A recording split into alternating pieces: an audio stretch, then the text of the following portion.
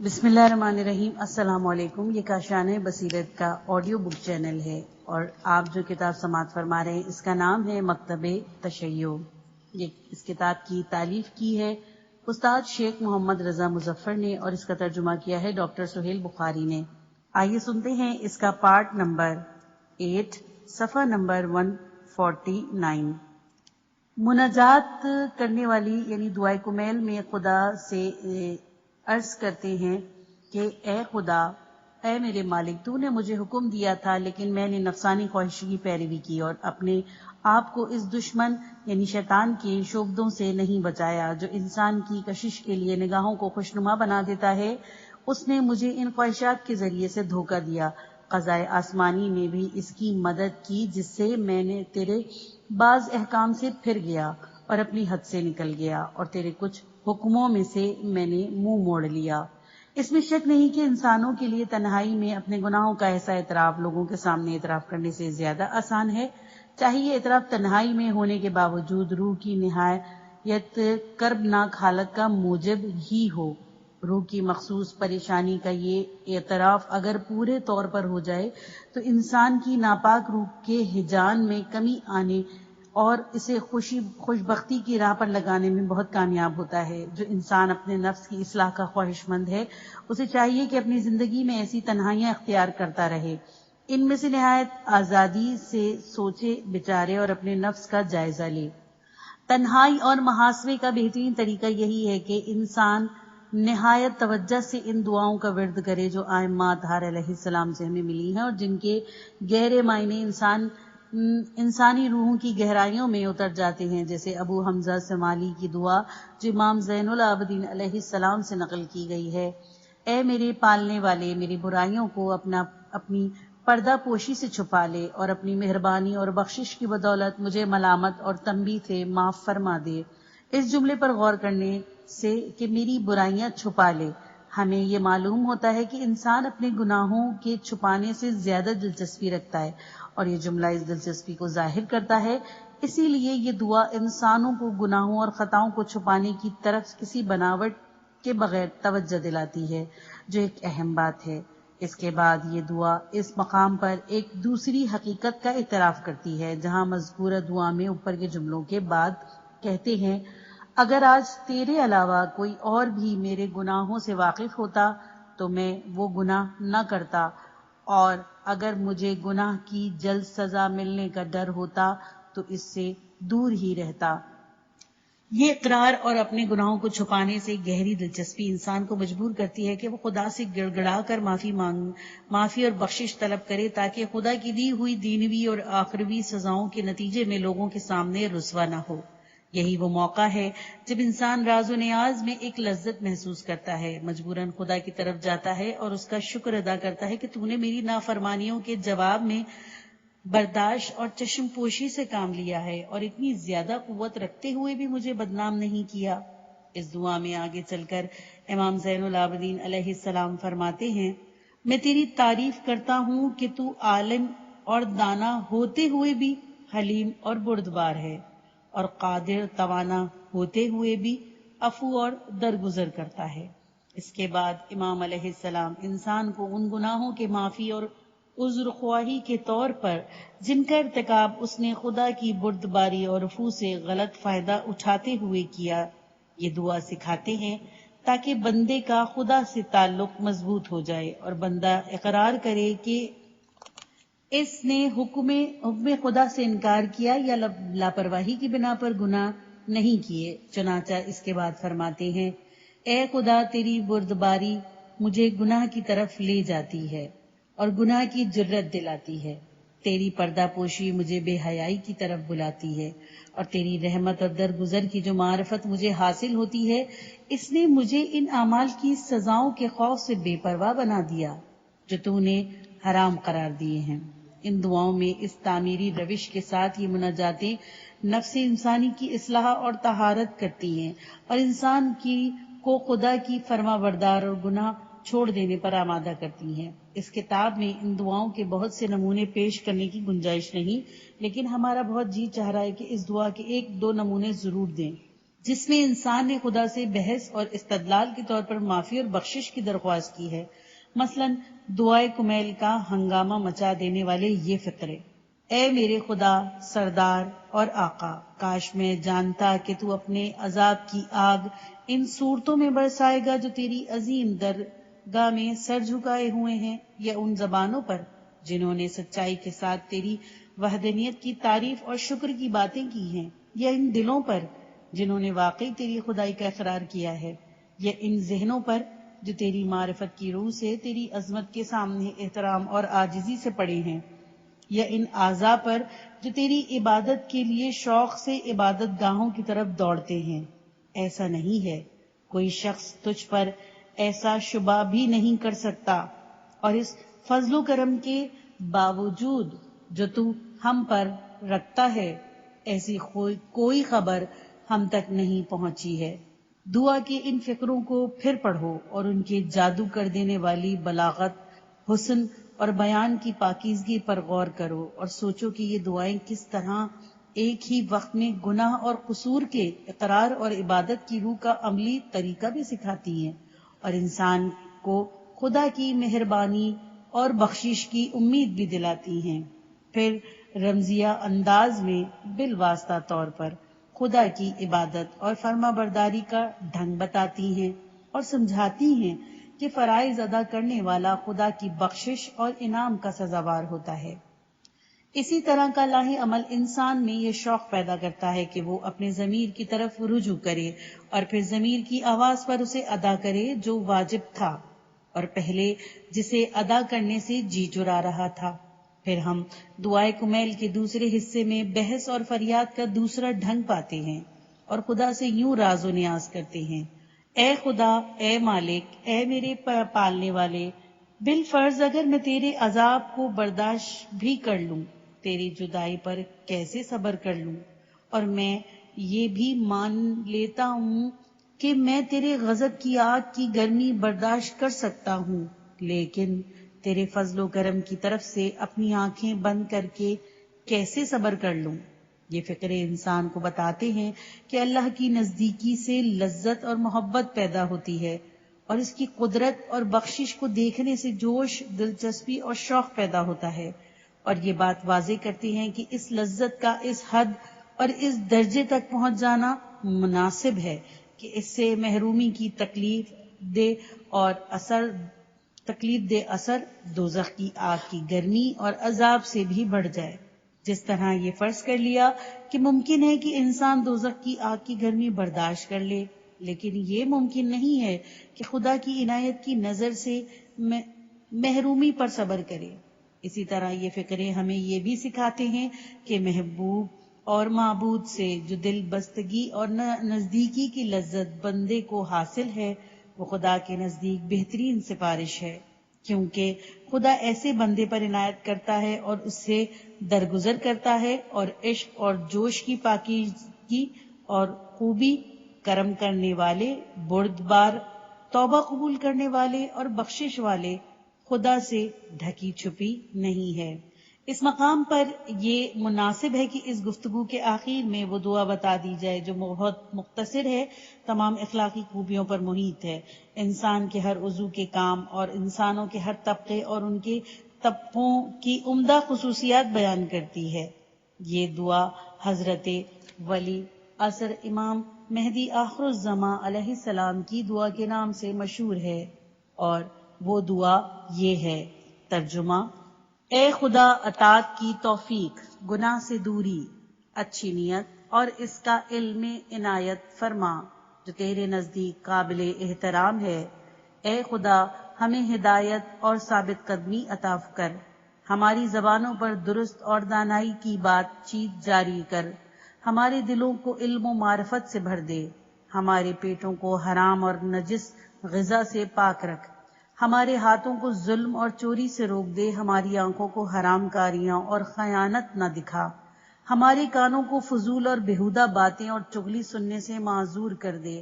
ہمارے عالموں کو زہد اور نصیحت کرنے کی توفیق، طالب علموں کو محنت اور علم کا شوق، سننے والوں کو اطاعت اور وعظ قبول کرنا،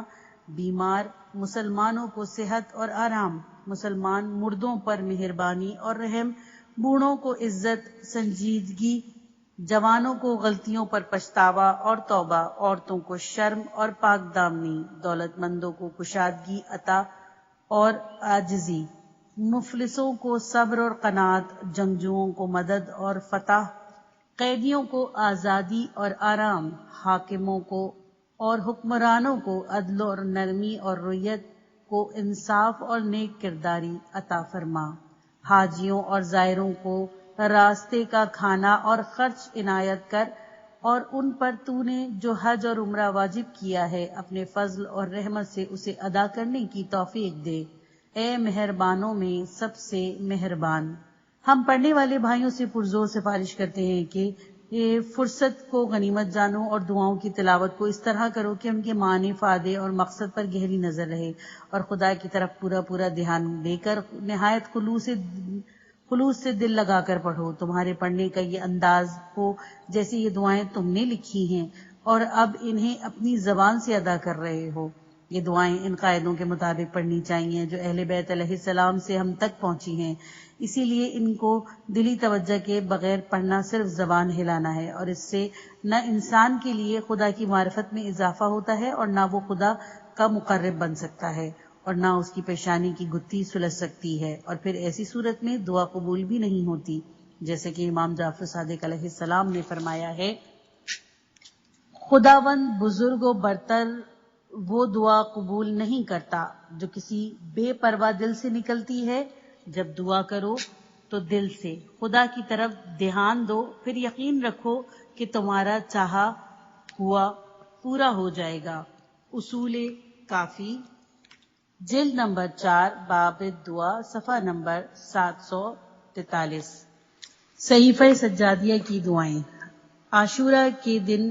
جان گھلا دینے والے واقعات کے بعد بنی امیہ کے بادشاہوں نے مسلمانوں کی باغ ڈور اپنے ہاتھوں میں لے کر سخت ظلم اور آمریت کے ساتھ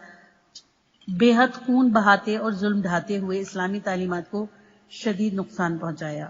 ان حالات میں امام زین العابدین علیہ السلام بجے دل کے ساتھ مصیبت کے مارے اپنے گھر میں بیٹھے زندگی گزار رہے تھے، کوئی ان کے پاس نہیں آتا تھا، اور آپ بھی سخت نگرانی کے باعث آزاد نہیں تھے کہ لوگوں میں چلے پھریں اور ان کے فرائض اور کام ان کو بتائیں۔ ان حالات کے پیش نظر آپ نے یہ دستور اپنایا کہ دعا کے ذریعے سے جو تعلیم و تربیت کا ایک طریقہ ہے، قرآن کے اصول، اسلام کے حقائق اور اہل بیت علیہ السلام کے رہن سہن کے طریقے بتائیں، لوگوں کو مذہب کی اصلیت سے روشناس کرائیں، پرہیزگاری کی تعلیم دیں اور نفس کو سدھارنا اور سنوارنا اور اچھی عادتیں ڈالنا سکھائیں۔ یہ طریقہ ایک بے مثل ایجاد تھی جس کے پردے میں امام علیہ السلام نے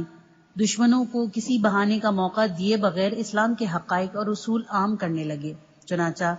آپ نے لوگوں کو بہت سی دعائیں سکھائیں۔ ان مناجات میں سے کچھ جمع کر کے صحیفہ سجادیہ کے نام سے ایک کتاب مرتب کی گئی ہے، جسے زبور آل محمد صلی اللہ علیہ وآلہ وسلم بھی کہتے ہیں۔ عربی ادب کے بلند ترین نمونوں کے طرز پر اس کتاب کا اسلوب بیان بہت دلکش ہے۔ یہ مذہب اسلام کے بلند مقاصد، توحید و نبوت کے گہرے رموز، سرور کائنات صلی اللہ علیہ وآلہ وسلم کے اخلاق اور اسلام کے حقائق کی تعلیم کا سب سے صحیح طریقہ ہے، اور اس میں دینی تربیت کے مختلف مسائل شامل ہیں۔ واقعی یہ کتاب دعا کے لباس میں مذہب اور اخلاق کی تعلیم دیتی ہے، یا ایک مناجات ہے جو مخصوص اسلوب میں مذہب اور اخلاق کا ذکر کرتی ہے۔ سچ تو یہ ہے کہ یہ کتاب قرآن اور نہج البلاغہ کے بعد عربی کے نہایت اعلیٰ انداز اور طرز بیاں کی حامل ہے، اور الہی اور اخلاقی فلسفوں کے سمندر سے ابھرا ہوا روشنی کا سب سے اونچا مینار ہے۔ اس دعا کی کچھ تعلیمات وہ ہیں جو یہ سکھاتی ہیں کہ خدا کی تعریف اور تقدیس کیسے کی جائے، اس کا شکر کیسے ادا کیا جائے، اس کی بارگاہ میں توبہ کیوں کر کی جائے۔ اس کا ایک حصہ یہ بتاتا ہے کہ خدا سے راز و نیاز کیسے کیا جائے، تنہائی میں اخلاص سے کیسے کام لیا جائے، اور اچھی طرح دل کیسے لگایا جائے۔ اس کتاب کا ایک جز پیغمبر اسلام صلی اللہ علیہ وآلہ وسلم، تمام انبیاء علیہ السلام اور خدا کے منتخب بندوں پر درود و سلام کے حقیقی معنی اور اس کے صحیح طریقہ بیان کرتا ہے۔ اس کتاب میں جو باتیں شامل ہیں ان کا ایک حصہ والدین کے احترام، اولاد پر والدین کے اور والدین پر اولاد کے حقوق کی تشریح کرتا ہے۔ اسی طرح پڑوسیوں، عزیزوں اور تمام مسلمانوں حقوق اور غریبوں کے حقوق، مالداروں پر اور غریبوں پر مالداروں کے حقوق بیان کرتا ہے۔ یہ کتاب اپنے ایک حصے میں قرض داروں اور تمام معاشی معاملات کے سلسلے میں انسان کے فرائض، تمام دوستوں، ساتھ اٹھنے بیٹھنے والوں اور اصولی طور پر تمام آدمیوں، کاریگروں، ملازموں کے باہمی سلوک اور رویے کی بھی تشریح کرتی ہے۔ یہ کتاب ایک اور حصے میں تمام اخلاقی خوبیوں کے ایسے اسباب کی نشاندہی کرتی ہے جو اچھی عادتیں ڈالنے سے ایک مکمل ذریعہ بن سکتے ہیں۔ ایک اور حصے میں یہ بھی بتاتی ہے کہ برے حالات اور حادثات میں کیسے صبر کرنا چاہیے اور بیماری اور صحت میں کس طرح رہنا چاہیے۔ کچھ فقروں میں اسلامی فوج کے فرائض، فوج کے مقابلے میں دوسرے لوگوں کے فرائض منصبی بیان کرتی ہے، اور مجموعی طور پر جو کچھ اخلاق محمدی صلی اللہ علیہ وآلہ وسلم اور شریعت الہی کے تقاضے میں دعا کے لباس اور طرز میں ان سب کو کھول کر بیان کرتی ہے۔ حضرت امام زین العابدین علیہ السلام کی ان دعاؤں کے نمایاں فقروں کے چند نمونے مندرجہ ذیل عنوانات کے تحت مختصر طور پر پیش کیے جاتے ہیں۔ نمبر 1، خدا کی پہچان۔ خدا اور اس کی عظمت اور قدرت کی پہچان کرانا اور اس کی وحدانیت اور تقدس کی تشریح کرنا علم کی نہایت نازک اور باریک معنی آفرینیوں میں سے ہے، اور یہ مضمون ان دعاؤں میں طرح طرح کی عبارتوں اور اسلوبوں میں آیا ہے، جیسے ہم یہ فقرے جو ہم پہلی دعا میں پڑھتے ہیں۔ اس خدا کی تعریف اور شکر کرتا ہوں جو ایسے اول ہے کہ اس سے پہلے کوئی آغاز نہیں تھا اور ایسا آخر ہے کہ اس کے بعد کوئی انجام نہیں ہوگا۔ وہ ایسا خدا ہے جس کے دیکھنے سے آنکھیں معذور ہیں اور تعریف کرنے والوں کی عقلیں اس کی تعریف سے عاجز ہیں۔ وہ ایسا خدا ہے جس نے موجودات یعنی کائنات کو اپنی قدرت سے پیدا کیا اور اس کو جس طرح چاہتا تھا ظاہر کیا۔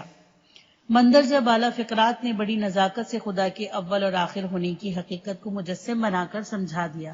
کہ خدا اس سے بری ہے اور الگ ہے جو آنکھ اور سوچ سے دیکھا اور سمجھا جاتا ہے۔ اسی طرح ان فقرات میں بڑی باریکی سے موجودات یعنی خدا کی قدرت اور ارادے سے متعلق ہے، پیدائش اور بناوٹ کی بیان کی گئی ہے۔ ہم چھٹی دعا میں پڑھتے ہیں ترجمہ۔ اس خدا کی تعریف اور شکر جس نے رات اور دن کو اپنی قدرت سے پیدا کیا اور اسی قدرت سے ان میں فرق رکھا، ان دونوں میں سے ہر ایک کی حد مقرر کی۔ وہ ایسا خدا ہے جس نے رات اور دن میں سے ہر ایک کو ایک دوسرے کا جانشین، جگہ لینے والا بنا دیا۔ Reference number 1۔ اس طرح کہ دھیرے دھیرے کر کے رات اور دن کے اثرات داخل کیے یکدم روشنی یا تاریکی نہیں ہوتی، تاکہ اس کے ذریعے خلقت کی غذا باہم پہنچائے اور ان کی پرورش کرے۔ رات کو اس لیے پیدا کیا کہ اس میں تھکا دینے والی حرکت اور محنت طلب تلاش سے آرام پائیں، اور اس کو ان کے لیے پردہ بنا دیا تاکہ بستر پر آرام کریں، اس میں اپنی طاقت کے حصول اور خوشی کا انتظام کریں اور اپنی فطری خواہش اور لذت سے بہرہ مند ہوں۔ اس دعا میں دن رات کے پیدا کرنے اور اس انسانی فرض کے سلسلے میں جو اس نعمت کے شکریہ کے لیے عائد ہوتا ہے کچھ دوسرے فائدے بھی بتائے گئے ہیں۔ 7ویں دعا میں دوسرے ڈھنگ سے یہ بیان کیا گیا ہے کہ تمام معاملات اور واقعات خدا کے ہاتھ میں ہیں، جیسے کہ ہم پڑھتے ہیں، اے خدا دشواریاں تکلیفیں تیرے ہی ذریعے سے دور ہوتی ہیں، اے خدا مصیبتوں کی سختی تیری ہی بدولت کم ہوتی ہے، اے خدا آزادی اور آرام کی فراہمی کا تجھی سے تقاضا ہوتا ہے، تیری ہی قدرت سے مصیبتیں چھٹ جاتی ہیں، تیری مہربانی سے اسباب اپنی جگہ ٹھہر جاتے ہیں، تیری طاقت سے حکم جاری ہوتا ہے اور تیرے چاہنے کے مطابق کام چلتے ہیں۔ یہ تمام معاملات گفتگو میں حکم دیے بغیر تیری منشا اور ارادے سے طے ہو جاتے ہیں اور تیرے منع کیے بغیر ہی رک جاتے ہیں۔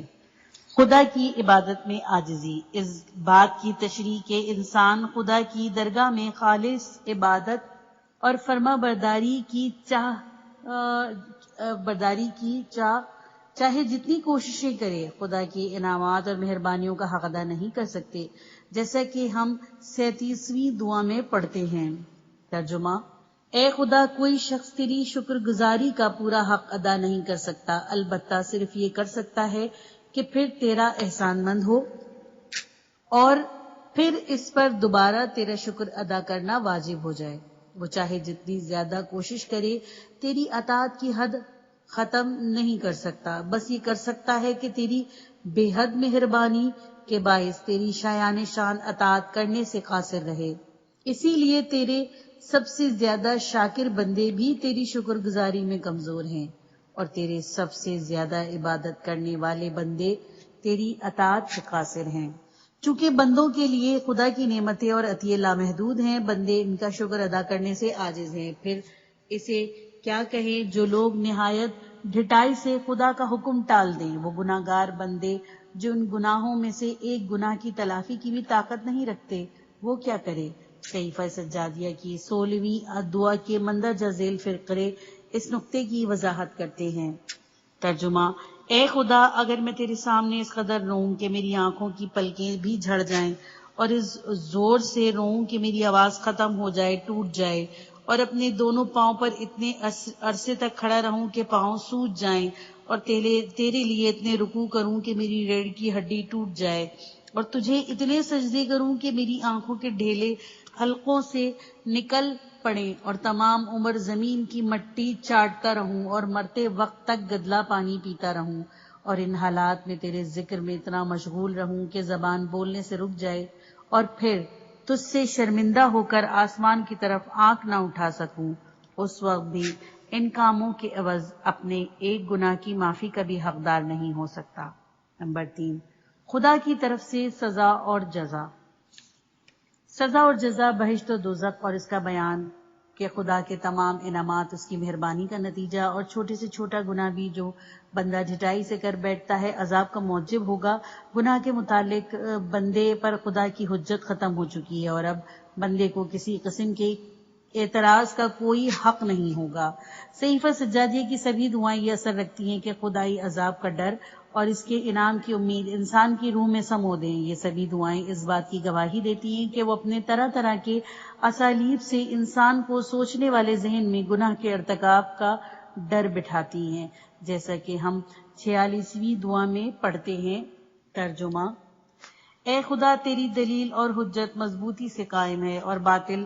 نہیں ہوگی، تیری بادشاہت جادوانی ہے جو ختم نہیں ہوگی۔ چنانچہ تیرا دائمی عذاب اس لیے ہے جو تجھ سے پھر گیا ہے، اور ذلیل کرنے والی نا امیدی اسے نصیب ہے جو تجھ سے آس توڑ بیٹھا ہے۔ حد درجے بدبخت ہے وہ جو تیری مہربانی اور بخشش سے گھمنڈی ہو گیا ہے۔ کتنی مرتبہ ایسا ہوتا ہے کہ ایسا آدمی لگاتار تیرے عذاب کی طرف پلٹتا ہے، اور تیری سزا میں وہ کتنے لمبے عرصے تک پریشانی بھگتتا ہے، اور اس کی مصیبت کتنی طویل ہوتی ہے۔ کتنے مایوس ہیں لوگ اس رہائی سے جو تیرے عادلانہ فیصلے کے باعث، جس میں تو کوئی ظلم نہیں کرتا، اور اپنے منصفانہ حکم کی بدولت جس میں تو کوئی زیادتی نہیں کرتا، آسانی سے حاصل ہو سکتی ہے، کیونکہ تو حجتوں اور دلیلوں کو لگاتار ایک دوسرے کی تائید میں گردش دیتا ہے اور ان کی مدتوں تک ظاہر کرتا ہے۔ ہم 31ویں دعا میں پڑھتے ہیں۔ ترجمہ: اے خدا، تو اپنی بارگاہ میں میری تنہائی، اپنے ڈر سے میرے دل کی دھڑکن اور اپنی دھاک سے میرے اعضاء کی تھر تھری پر ترس کھا، کیونکہ اے میرے پالنے والے، میرے گناہ مجھے تیری درگاہ میں فنا کی بدنامی کے مقام پر لے آئے ہیں۔ اب اگر میں چپ رہتا ہوں تو کوئی مجھ سے بات نہیں کرتا، جو سفارش یا ذریعہ چاہتا ہوں تو اپنے آپ کو سفارش کے لائق نہیں پاتا۔ 39ویں دعا میں ہم یہ پڑھتے ہیں۔ ترجمہ: اگر تو مجھے صحیح سزا دے گا تو ہلاک کرے گا، اور اگر مجھے اپنی رحمت سے نہیں ڈھانپے گا تو تباہ کر دے گا۔ میں تجھ سے یہ چاہتا ہوں کہ میرے گناہ مجھ سے لے، کیونکہ میں ان کے بوجھ تلے دبا ہوا ہوں، اور تجھ سے ان گناہوں کے سلسلے میں مدد مانگتا ہوں جن کے بوجھ نے مجھے جھکا اور تھکا دیا ہے۔ محمد صلی اللہ علیہ وآلہ وسلم اور ان کی آل پر درود بھیج، اور میرے نفس کو معاف کر دے جس نے خود پر اپنے اوپر ظلم کیا اور اپنی رحمت کو میری نگاہوں کا بوجھ اٹھانے میں میرا وکیل کر۔ نمبر 4، دعاؤں کی چھاؤں میں گناہ سے پرہیز۔ یہ دعائیں اپنے پڑھنے والوں کو برائیوں، برے کاموں اور ناپسندیدہ باتوں سے روکتی ہیں اور اس کے دل کی گندگیوں کو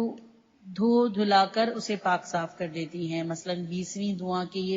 دعا کے یہ فقرے ہیں۔ ترجمہ: اے معبود، اپنی مہربانی سے میری نیت پوری کر، میرا یقین مضبوط کر اور میری بربادیاں اپنی قدرت سے درست کر۔ اے خدا، محمد صلی اللہ علیہ وآلہ وسلم اور ان کی آل پر درود بھیج اور مجھے ایسی اچھائی رہنمائی عطا کر جسے دوسری راہ سے بدل نہ سکوں، ایسا سچا راستہ جس سے بھٹک نہ سکوں، اور ایسی ثابت نیت جس پر شک نہ کر سکوں۔ اے خدا، میری وہ عادت درست کر دے جسے لوگ برا سمجھتے ہیں،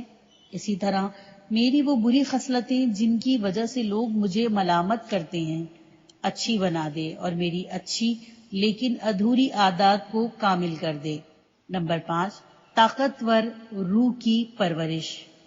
ان دعاؤں کا ایک اور اثر یہ ہوتا ہے کہ پڑھنے والے کو قوت بخشتی ہے، اور تاکہ وہ خود کو لوگوں سے بے غرض بنا لے، ان کے سامنے ذلیل و خوار نہ ہو اور اپنی حاجات صرف خدا کے سامنے پیش کرے۔ جاننا چاہیے کہ اس چیز کی خواہش کرنا جو دوسروں کے ہاتھ میں ہو انسان کے لیے ایک گھٹیا عادت ہے۔ جیسے کہ 20ویں دعا میں ہم پڑھتے ہیں۔ ترجمہ: مجھے اس خرابی میں نہ ڈال کہ مجبوری میں تیرے سوا کسی اور سے مدد چاہوں، مفلسی میں تیرے سوا کسی اور سے گھگیا کر مانگوں، ڈر کے مارے غیر کے سامنے روؤں پیٹوں اور ان گمراہیوں کی وجہ سے ذلت اور رسوائی، تیری رحمت سے دوری اور تیری بے توجہی کا سزاوار بن جاؤں۔ 28ویں دعا میں ہم پڑھتے ہیں: